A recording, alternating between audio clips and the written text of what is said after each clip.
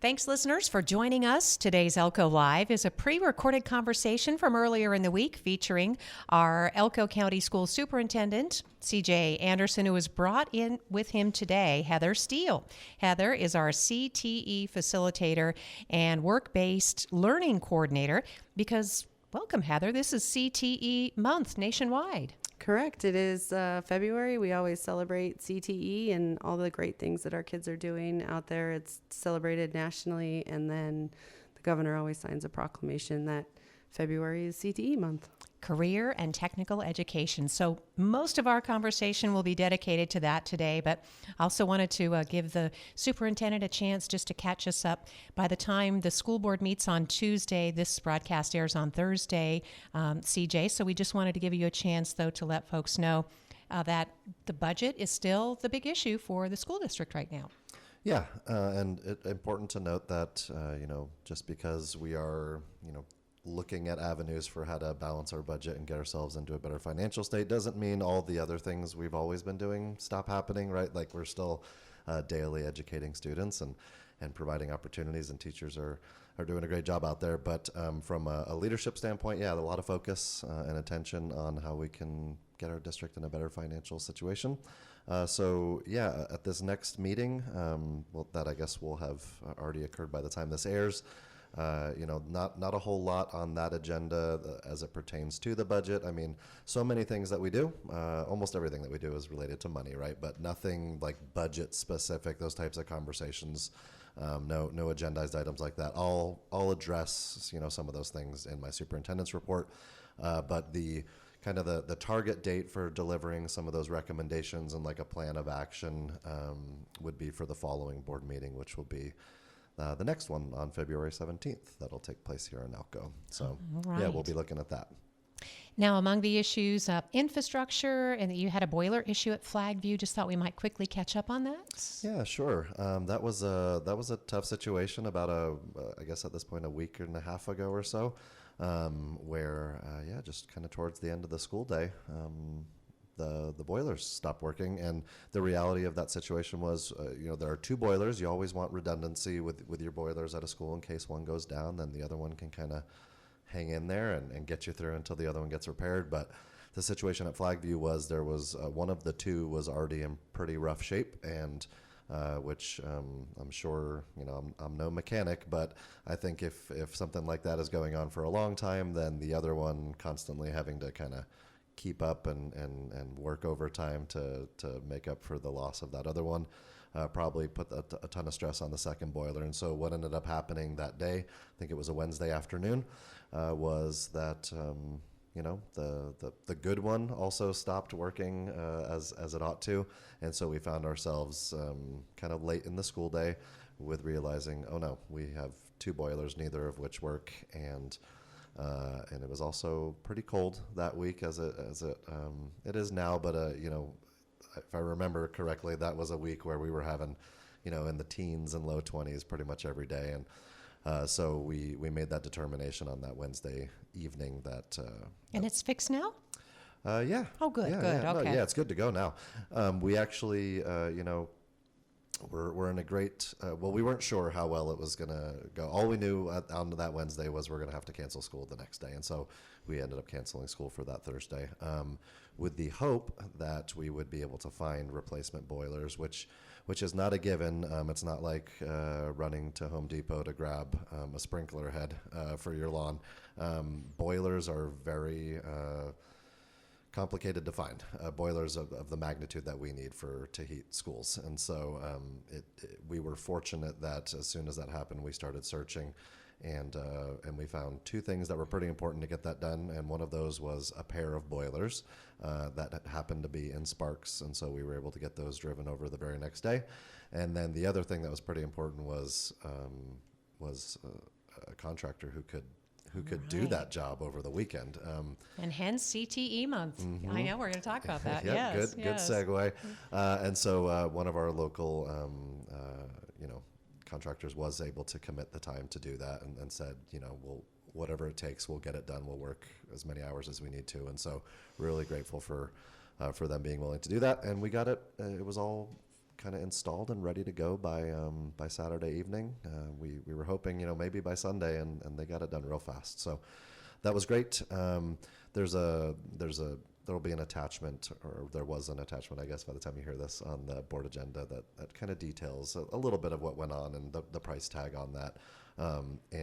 Something that people ask, especially in light of, this is relevant to the budget, it's something that's come up a lot is, if we're having budgetary concerns, how, this wasn't budgeted for. How can we be doing a mechanical upgrade at Grammar Number 2? Or how can we be doing a roof on the gym at Wells?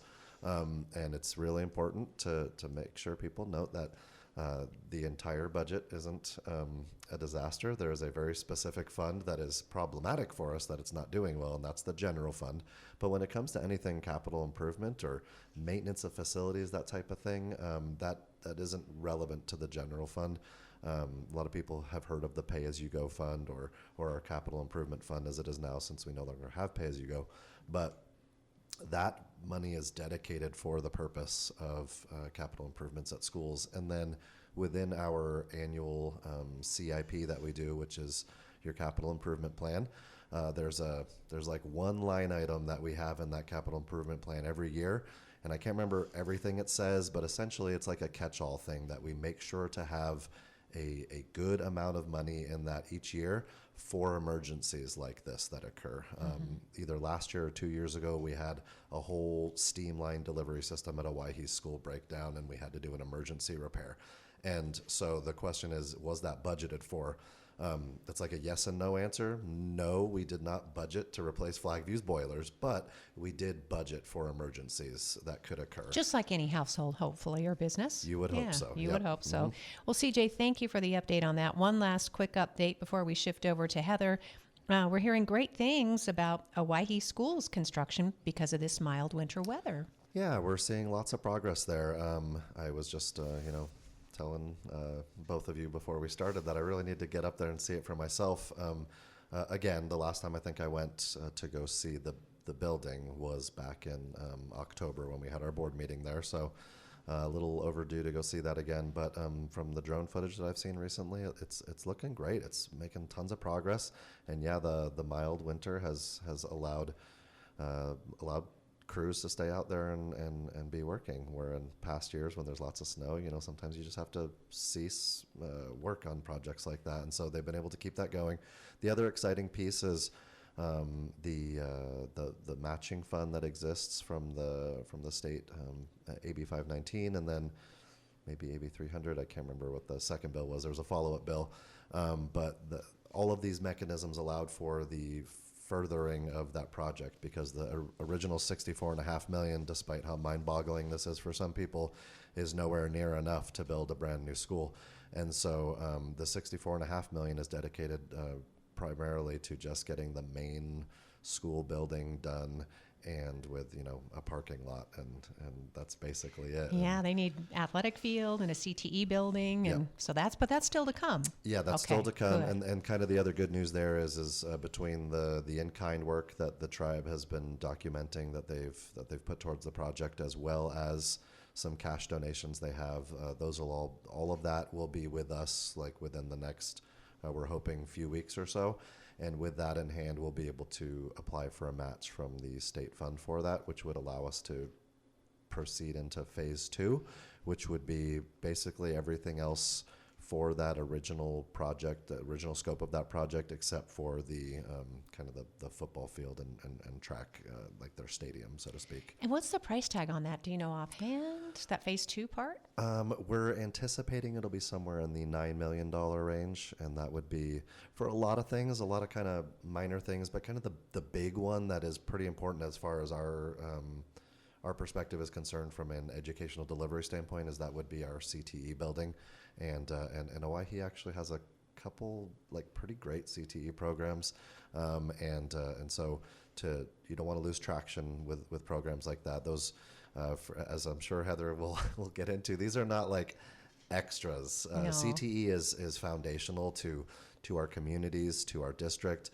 It's one of our important actions of our strategic plan, which is to expand our CTE pathways. We know that that's the future. We know that that's what our kids relish and just love to do at school, and it helps them find meaning and belonging. And so that would be a really important part of phase 2, and it's very important to us to make sure that building, the CTE building, and hopefully the entirety of phase 2 is ready to go for the opening of the school, which would be not this coming fall, but the following one after that, the fall of 27. That's always been the target date, and so we'd really love to be able to at least have phase 2 done by then. That's great. CJ Anderson is our school superintendent with an update, and then we're going to shift gears over to Heather. But one quick question too.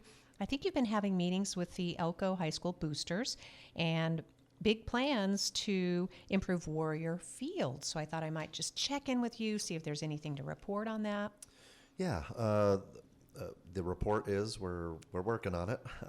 There's a lot of traction for people who are interested in seeing this project get going, and so I don't want to put any specific entity or company's name out there, but the idea is, we would love to be able to do a full overhaul of that stadium, of Warrior Field. Very importantly, one of those priorities is the track there is not usable for competition purposes. People are practicing on it and running out in the community uses it an awful lot, and that's great. We want it to be a community resource, and so there have been enough people that are interested in supporting this, and so right now we're just kind of finalizing what really is because there's a lot of options for what you can do there, and you could do anything from as simple as about $500,000 just track replacement to anything upwards of about $8 million, depending on just how modern and how big you do that project. And so we're kind of focusing on what the feasibility is and what we most want and need to do with that project, and then we'll start boots on the ground of finding where we can get certain funds, and certain types of funding could be put towards state matching funds, which is great. That helps to double that, but other things wouldn't be eligible for that. So really just trying to figure out how can we make the dollars work for a project, and the idea is, if you're going to go through all this effort, do it right, do something good, even if it's a little bigger, maybe a little optimistic, so to speak, but that's the only way we operate is with optimism. So thanks, CJ, again. And as soon as some more of those details roll out, I know that our sports director, Sam Brown, is eager to start talking about that as well. So as soon as we get some more traction, like you said. Thank you, CJ. So Heather Steele keeps you on your toes. Is that fair to say? Yes, she does. Yep. Yes. So thank you for bringing Heather in today. Heather, thank you for coming along with CJ Anderson. And congratulations again on shepherding this very successful program. I'll let you start, but I do want to say that you're going to talk about the Cowboy Poetry Gathering. I saw a lot of those blue and gold jackets, and I have to say, standing at the door or kind of just standing there while these students were having conversations, they were so engaged. They were so polite. They were informative. They were talking about ag. They were answering questions from visitors to this community who wanted to know more about what is Ruby Mountain FFA, what is Silver Sage FFA. Yeah, it was a really cool addition this year to the gathering to have our FFA kids present, as either they were taking tickets or they were ushering people, having a lot of really great conversations with a lot of people who are in our community engaged in agriculture or the love of the Western culture. It was a new addition this year, thanks to our friends at the Western Folklife Center. We were excited for the FFA kids to be able to partake in it. They were excited to be able to do it too. And even my own son, who's a member of Silver Sage FFA, came home and told me about the really cool people that he met while he was just taking tickets at an event. So it was a really cool kind of cross collaboration, and to see our kids involved in a community thing that is so huge for Elko. Yeah, they really did. They they made such a great impression, Heather. So good job, and come back next year. Do it again. Yeah, for sure. We got, during one of the sessions I was at, about 4,600 students went through the youth festival that's tied to the National Cowboy Poetry Gathering. So it's worth us extending our thanks to the Western Folklife Center and the Gathering folks to having our kids and artists who went out to our schools and having our kids at the Folklife Center too to teach them how to tool leather. It's really great to see our kids get involved in art of Western culture. And you know, that really ties into our topic today. It is CTE month, but Heather, one of my most favorite interviews I ever did up at Great Basin College when welding students were on hand as their sculpture of 1,000 cranes was unveiled, this amazing collaboration. It meant so much. Those welding students were so excited to talk about what they created. Correct. Our kids are always happy to talk about what they're doing, what they're learning. They're always communicating. They're engaged in our communities. As we talk a lot at the Elko County School District about our profile of a learner work and how that's coming out. CTE's been doing that for a long, long time. Our kids just find opportunities to be able to do that. They don't necessarily just talk about their skill set or what they're learning, but how they're applying it and how it's affecting our community as a whole. The Flagview boiler going down is a good example of why skilled and technical trades are so important in our community even now. And it's not, we say workforce development a lot, but frankly, it's about developing, human resources, because managers want students and employees who can communicate not only what they're doing on a job, but how they interact with the community, what they bring to the work site each day. Correct. When we talk a lot about workforce development, that's the conversation that we're not really having, right? It takes humans to develop the workforce, and we can preach to kids technical skills all day long, but workforce development is more about community development and how are we elevating our own communities to be able to provide services to the citizens of those communities. CTE programs are at the center of that. And so once you start having that conversation, you can't talk about workforce development without talking about the human need required to do that. And we have these wonderful student organizations, student-centered organizations that have frankly been around for decades, and they transcend even into higher education, Heather. Correct. So with February being CTE month, the organizations do a lot of things to celebrate in concert with CTE month. So a lot of our CTSOs are career and technical student organizations. So those are organizations where students it's a co-curricular activity. This is not an extracurricular thing. They're not doing it extra. It's definitely part of their educational standards. That's how they're getting their leadership and their development in as employees, and that's where they get their employability skills too, is through those competitions. So regional contests are coming up. We've got FCCLA, which is our Family and Consumer Science Leadership Organization. They're having a regional contest at Elko High on Friday. Those regional contests are intended to prepare them for the state contests that are coming in March and April. Skills USA will be at Great Basin College on Saturday.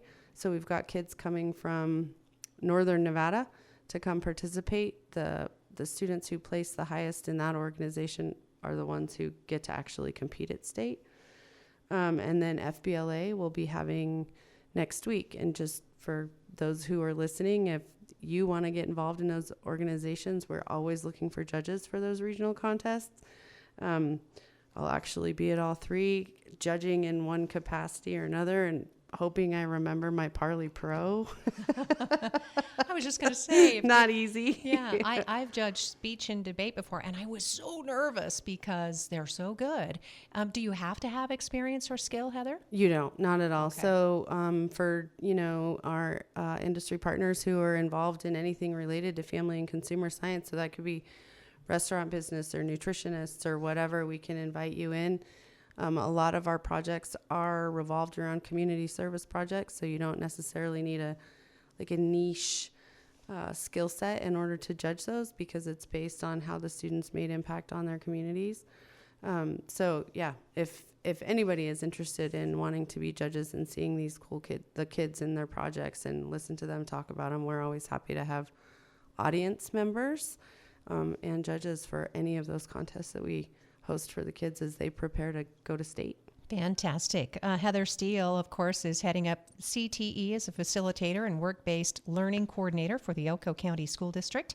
And if for some reason you can't be on hand in person, you can always contribute because these students need to fundraise. Correct. They will be out hitting the streets in the next month or so, preparing for, they're either traveling to Reno or Las Vegas. Unfortunately, we never get to have state contests on our side of the state, so our kids always have to travel to one of the two bigger cities. So they'll be out raising funds, watch Facebook posts, and who knows what they're going to be up to in the ways that they try to make money as they prepare for state. But that's to help them support their travel so they can go compete at the state level. And if you've ever had any question about how successful these students are, I know it was such a pleasure to be on hand for the Spring Creek High School's Agriculture, the Science Ag building that was opened fairly recently, and talking to those students and their enthusiasm about all kinds of topics, from horticulture, demonstrating flower arranging to small animal processing. I mean, that's added a great deal of confidence to that campus, right, Heather? Yeah, we're really, we're really happy to see that building to come to fruition and go in there and see what the kids are doing with that space. It's a flurry of activity all of the time, from before school starts to after school ends, and it's busy on the weekends too, especially with those kids practicing and preparing for their state contests. Yeah, that's where the, is it the Silver Sage? Are they the Silver Sage FFA Yeah. is, Spring Creek High. Their headquarters out there. Yep. And speaking of, Shane Sutton was among the presenters during the National Cowboy Poetry Gathering. He led some ranch tours, which were really super popular. Yeah, he did great. It was good to see his name and his photo on the program? website and the Yeah. program, to see that even now, after retiring in 2019, I think, when I took this position, after he retired, that he's still very much involved in agriculture education in our community. Yeah, and that's how you give back, is by continuing that. And I did want to give a quick plug to Nevada Cattlemen's just announced their scholarship opportunities, Heather. So we want students to apply for those. We did. We have 3 now. I just got the email from Martin Paris, who's the NCA director, today. Not only that, but he's also looking for nominees for the National Cattlemen's Association Teacher of the Year. That can't be an agriculture instructor specifically, so it's any other educator that's incorporating agriculture into their daily classroom activities, and I can almost guarantee they're everywhere. That's wonderful. Wow. So much, so many accolades, so many bright spots and things to celebrate as CTE Month is underway throughout the country and right here in Elko. Tell us about the success, I should say Elko, Spring Creek, Carlin, Wells, Jackpot, everywhere that there's a school, West Wendover. I'm sure that outreach is continuing. And what's the Success Summit? Tell us about that collaboration, Heather. So we're in the process right now of developing the Spring Creek High School Success Summit. We're in the planning stages. I'm super excited about it. It will happen during parent-teacher conferences, when our families are already planning on interacting with our schools through student parent-teacher conferences. It's a collaboration between Spring Creek High and Spring Creek Middle. The plan is for students to be able to come on campus, check out our spaces, check out their departments, prepare and preview enrollment for 26-27. Gosh, that's hard to say. Wow. I know. How are we preview there? their enrollment. We're going to hopefully have quite a few of our industry and community partners on board to be able to share resources that students have available to them, and pull everybody in. It'll be kind of families can come in and have self-guided tours. We'll have those resources available.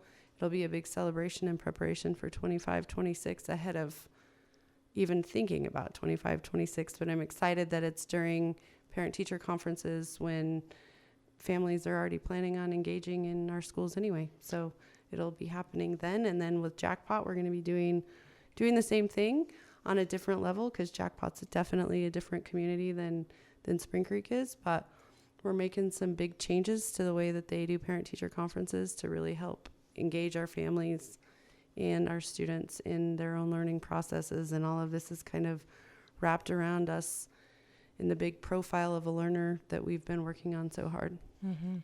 So career and technical education is really known for pivoting too. I mean, whether you're helping facilitate filling wildland firefighter positions, for example, or, recruiting students for MTC scholarships through Great Basin College. Heather, it's not like it's a big funnel, because actually it's not narrow. I mean, the scope is broad, and you may have students who have identified as, having an avocation for nursing, for example, or being teachers, or or construction being in the trades.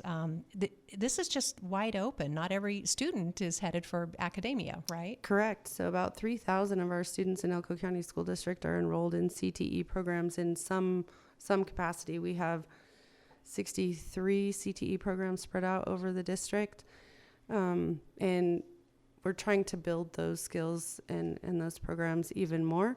We run into capacity issues, of course, with finding teachers to teach and finding spaces to have, because teaching students skill sets needs space, and that's not something that we necessarily have. So we're definitely doing the best with what we can, and we're relying a lot on our industry partners and those agencies out there that really need that workforce. They come to us and they tell us they need stuff, and then we try to figure out a way to deliver it and get it done for sure.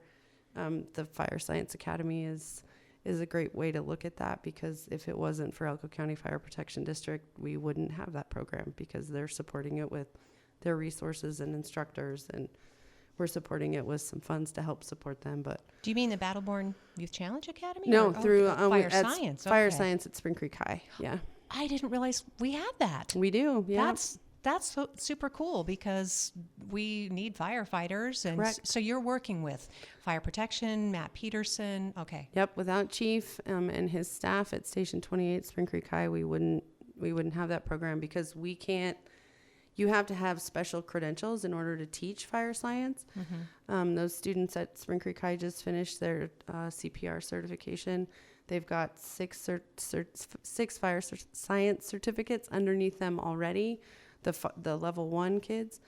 Level 2 kids are going to be moving in towards learning or getting prepared to become EMTs, so they can be EMT firefighters in our community. So Wow, it's they'll be exciting ready. work. Yeah, by the time they graduate high school, right? They Yep, could go correct. right into a profession.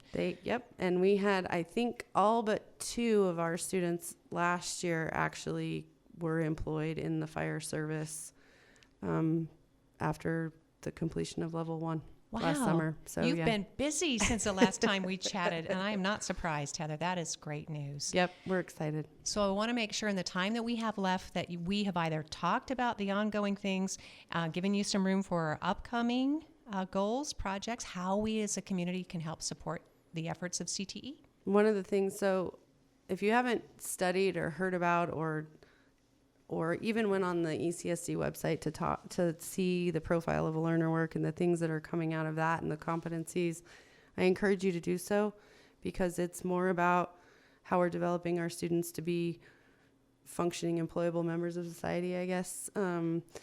And so a lot of what I'm doing, because CTE has been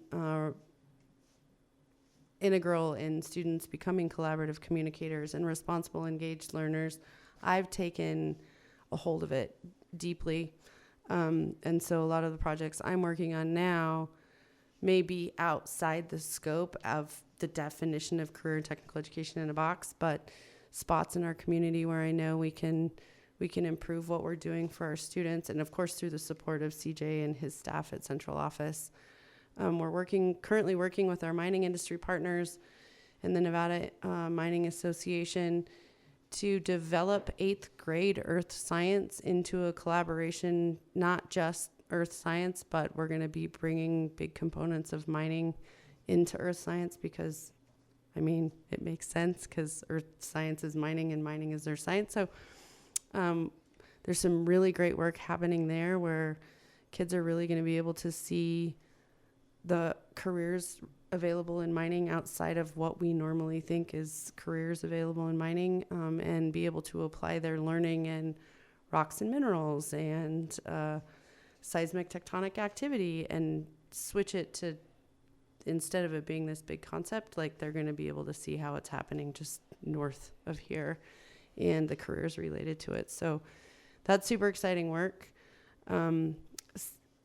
Academic CTE collaboration's been a huge goal of mine from the beginning, so that, because we have CTE programs and then we have core, and what I want is for everybody to see how those things kind of tie together. So this project is like a big dream of mine coming to reality, being able to turn the science classrooms into career preparation as well. So Yeah. So I thank CJ and the team at Central Office for giving me the opportunity to tackle that at the middle school level.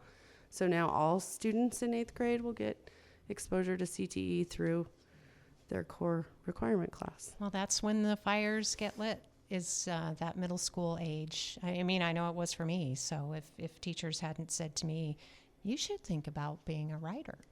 And I was just a junior high school kid. We called it junior high then. So yeah, super cool, Heather. So that's got to make you feel pretty proud, CJ.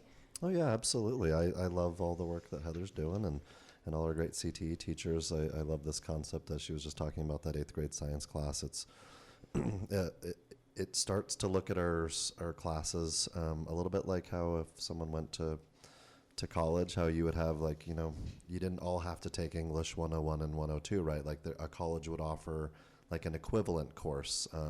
I did that in college. I didn't want to take American history. I wanted to take something else that was an equivalent of that, and so I did like a history of literature, and it was perfect for me. And so I love that this can be that for kids, where they can be doing CTE that counts as their core. And there's just a lot of opportunities there. It's a rigorous process. I don't want Heather's kind of underplaying how difficult it is to even make this happen. We can't just willy-nilly be like, well, we want to teach this, right? No, the state has standards. We have to get courses approved by the Nevada Department of Education, and everything has to meet the standards to a T. Otherwise, it's back to the drawing board. And so it's a painful process.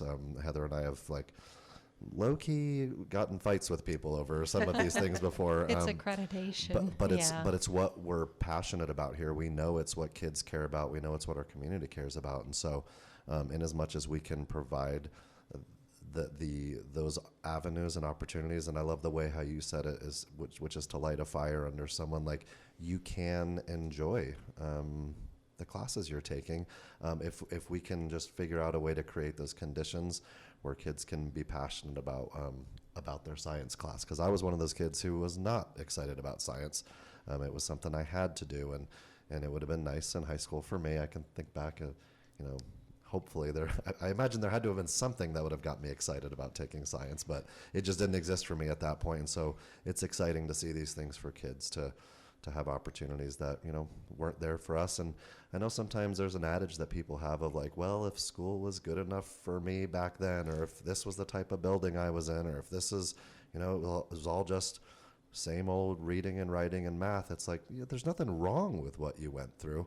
But if we can make stuff better, if we can improve the quality, if we can improve the access, then why wouldn't we give that a shot for our kids, and just really putting all our best efforts towards getting them excited and passionate about their education.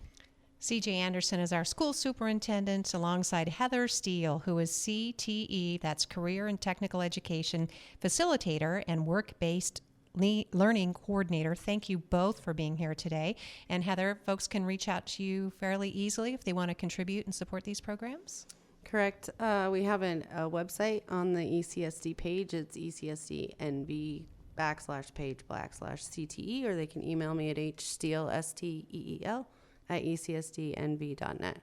Thank you so much for being on Thanks for everything you do. Thanks I'm for having me. excited. Yeah. Thanks, CJ. We'll check in with you again too soon about some additional school news. All right. Sounds great. Thanks, Lori.